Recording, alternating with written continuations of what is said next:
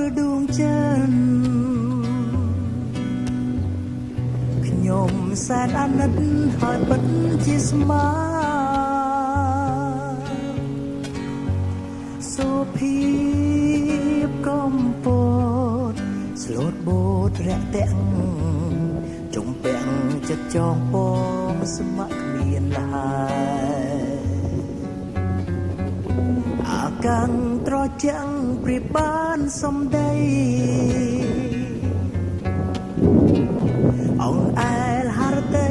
ឲ្យកើតក្តីស្នេហ៍សំភកំពតនៅឥតកែប្រែ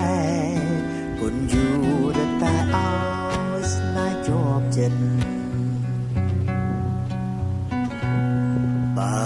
ឃ្លៀតទាំងស្រមៃនោមក្តីអាល័យទុកភ័យផ្ដេកផ្ដិត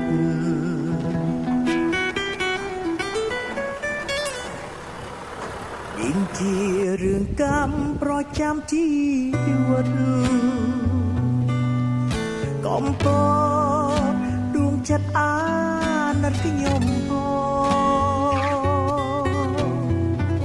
កំពតពោពេញលលេងឡើងថ្មីអេសល្អខ្ចីក៏ចិនដាបថ្ងៃណានឹងបានប្រានបីត្រកកំពតរៀបសងពងជានិរន្តរ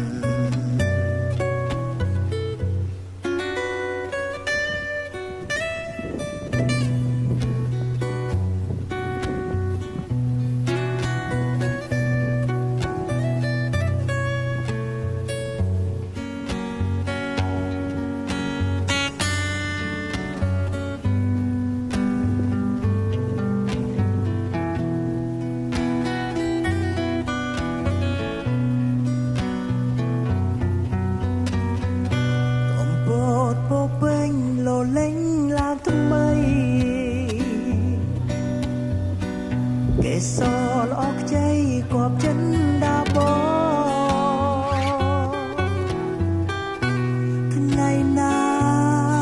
នឹងបានប្រានបីត្រកកំពតរៀបសងពងជានិរន្តរ៍